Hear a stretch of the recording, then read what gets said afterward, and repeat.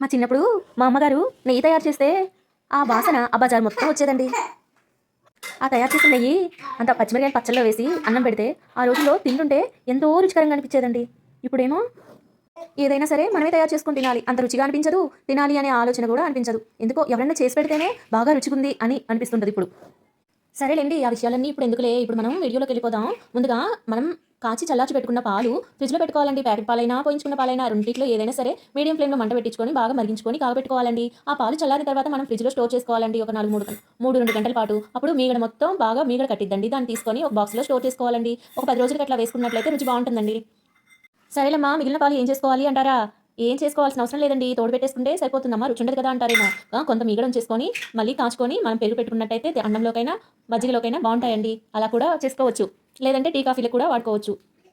ఇలా మనం 10 రోజులు అలా స్టోర్ చేసి పెట్టుకున్నటువంటి ఈ నీళ్ళని అంతా కూడా ఒక మిక్సీ జార్లో వేసుకొని, అంతా కూడా ఒకేసారి వేయకండి. కొంత కొంత మిక్సీ జార్లో వేసుకుంటూ నీరు పోసుకుంటూ మిక్సీ వేసుకున్నట్లయితే మనకి మీగడ వస్తుందండి. ఆ మీగడ తీసేసుకొని ఒక నీళ్ళు ఇంకో పాత్రలో నీళ్ళు పోసుకొని ఆ పాత్రలో వేసుకుంటూ చేసుకోవాలండి. అదిగోండి నేను చూపిస్తున్నాను, అట్లా చేసుకోవాలండి. ఇప్పుడు అలా తీసుకున్న మీగడ అంతా కూడా ఒక మందపాటి పాత్రలో వేసుకొని ఆ మందపాటి పాత్రలో పొంగనేది బయటికి పోకుండా కలుపుకుంటూ మనం వాటిని మరిగించుకోవాల్సి వస్తుందండి. ఈ ఈ మీగడ అంతే వేసినట్లయితే ఎంతసేపు ఉన్నా మనకి మిక్సీ కూడా సరిగా తిరగదండి. నీళ్ళు పోసుకున్నట్లయితే మనకి మిక్సీ బాగా తిరుగుతుంది, తొందరగా మీగడ కూడా తయారవుతుందన్నమాట.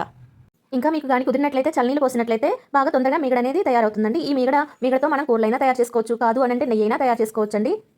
అదిగో చూపిస్తున్నాను చూడండి, అలా నీళ్ళల్లో పోసి అలా క్లీన్ చేసేసుకొని అంతా కూడా ఒక పాత్రలోకి తీసుకోండి. ఇప్పుడు మనం పొయ్యి మీద పెట్టినప్పటి నుండి కూడా ఎలా చేసుకోవాలనేది నేను ఇప్పుడు చెప్తాను చూడండి.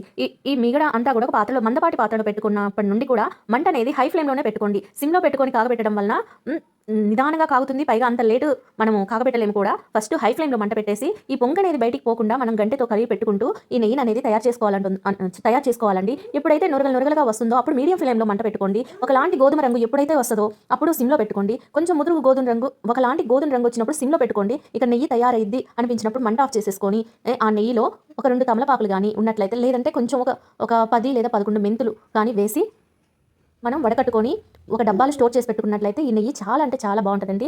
పూసగా తయారైద్దండి. నేను చూపిస్తున్నాను చూడండి, ఆ చూపించేలాగా కలిపి పెట్టుకుంటూ అంచులమ్మటి ఈ నెయ్యి అనేది పొంగిపోకుండా అలా కలిపి పెట్టుకుంటూ మనం నెయ్యిని తయారు చేసుకోవాల్సి వస్తుందండి. చూడండి, బుడగలుగా అట్లా తెల్లుతా ఉంది. అలా తెల్లేటప్పుడు మంట అనేది మీడియం ఫ్లేమ్లో పెట్టుకోండి. చూపిస్తున్నాను చూడండి, ఇదిగో చూడండి, అట్లా బుడగలు వచ్చినప్పుడు మీడియం ఫ్లేమ్లో మంట పెట్టుకొని ఒకలాంటి గోల్డ్ కలర్ వచ్చినప్పుడు సిమ్లో పెట్టుకోండి. ఎప్పుడైతే అది ముదురు గోధుమ రంగులోకి వస్తుందో అప్పుడు మనం స్టవ్ ఆఫ్ చేసుకోవాలండి. ఈ నురగలు వచ్చినప్పటి నుంచే నేను మీడియం ఫ్లేమ్లో మంట పెట్టాను చూడండి. కొంచెం గోధుమ రంగు కూడా స్టార్ట్ అయిందండి మనకి, కాబట్టి మంట అనేది సిమ్లో పెడతా అండి. అది చూడండి, బుడగలు అలా వచ్చినప్పుడు చూడండి, నేను సిమ్లో పెట్టేసి మెంతులు వేసానండి. స్టవ్ కూడా కట్ చేస్తాను, ఎందుకంటే ఆ వేడితోనే మనకి నెయ్యి అనేది గోల్డ్ కలర్లోకి వచ్చేసింది చూడండి. బాగా పూసగా కూడా తయారైంది. ఇంత బాగా వస్తుందండి. నేను చెప్పినవన్నీ కూడా అలానే పాటించండి. నెయ్యి అనేది చాలా బాగుంటుందండి. ఇంతేనండి ఈ రోజు ఈ వీడియో. మీకు కనుక నచ్చినట్లయితే లైక్ చేయండి, సబ్స్క్రైబ్ చేయండి, షేర్ చేయండి. సబ్స్క్రైబ్ చేసుకోవచ్చు కదండి. Thank you for watching.